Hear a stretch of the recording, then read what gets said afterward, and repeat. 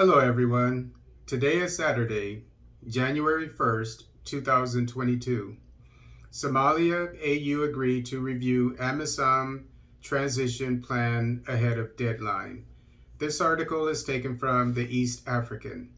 Somalia and the African Union on Thursday agreed to have their respective technical teams to examine the future of the combat mission AMISOM, whose mandate was extended recently to the end of March 2022. And in a show of compromise, the two sides who have recently haggled over what form the African Union mission in Somalia, AMISOM, should take, appeared to agree on the basics, including predictable funding and a focus on al-Shabaab and other terror merchants in Somalia. At a meeting between Somalia's federal government, the African Union Commission, AUC, and AMISOM representatives, it was generally agreed that technical teams began discussions from January 10th for 30 days. The teams will then resubmit their report to the African Union Peace and Security Council from February 11th to inform the actual format the mission will take. The decision, indicated in a joint communique, I think is pronounced, on Thursday, came after the AUC delegation led by Alhaji Sarjo Ba, Director of Conflict Management, met in Mogadishu with Somali government officials, including Federal Minister for Defense Abdul Qadir Mohammed Noor and his internal security counterpart Abdullahi Mohammed Noor. The meeting was also attended by the AMISOM boss, Mozambican diplomat Francisco Madeira, and other AMISOM senior military officials. It was crucial because AMISOM's mandate, which was last week extended by the UN Security Council by 3 months, appeared to expire without a formal agreement on what it will replace it. They agreed that Somalia will resubmit its transition plan, a document initially tabled at the AU Peace and Security Council in February, arguing that AMISOM stay on until 2023 as Mogadishu gradually picks up the duties of protecting liberated areas. They also agreed that a joint technical team composed of officials from the federal government of Somalia and the African Union resumed discussions on January 10th and finish by February 2022. Both sides, the communique said, recognized the need for a reconfigured AU transition mission in Somalia to have a practicable and sustainable funding mechanism. AMISOM was created in 2007 to fight al-Shabaab, but more than 13 years, the threat from the militants persists. While both sides acknowledge the mission's role in driving the Shabaab from crucial sites such as Mogadishu and Kismayu, Somalia argues it needs to start taking over responsibility by improving the capacity of its own troops. The AU, though, appeared wary of a quick handover, citing the existing threat from the Shabaab, which still controls a significant chunk of the countryside. So, nothing's new about this. No end in sight, it seems, to the al-Shabaab insurgency. I looked up the numbers for this AMISOM mission, and I think it was either 15,000 or 25,000. I can't remember which.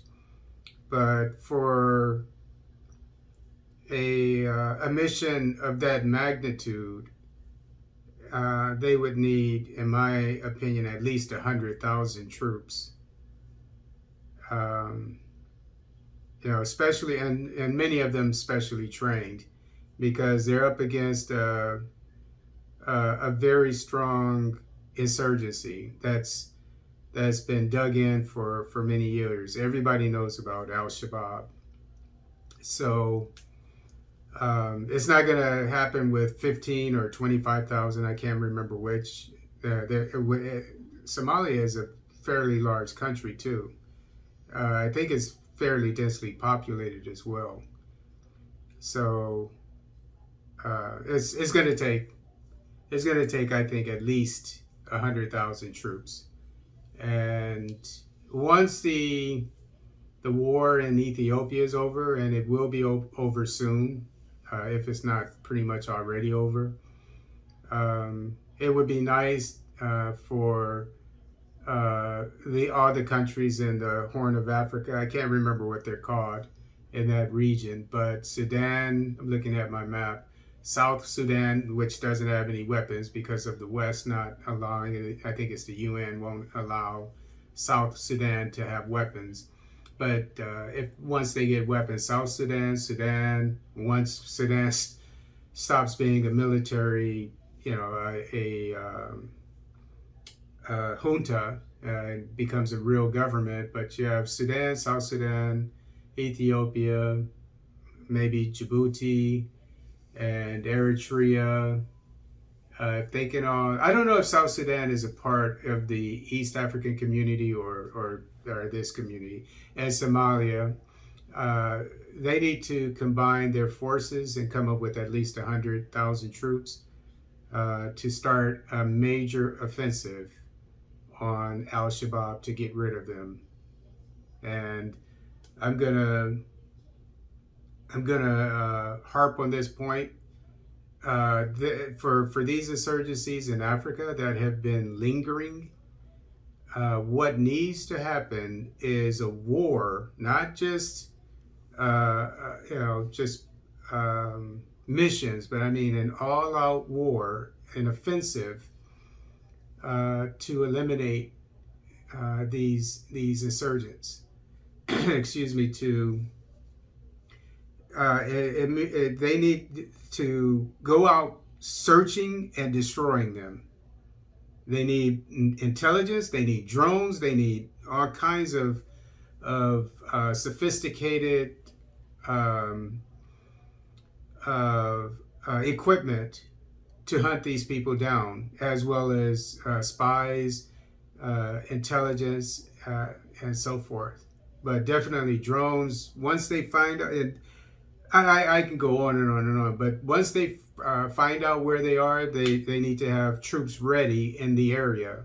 What we called, when I was a military police in the U.S. Army, a quick reactionary force. And what that is, and I said I wasn't going to go on, but basically what that is that means that they need to be spread throughout the whole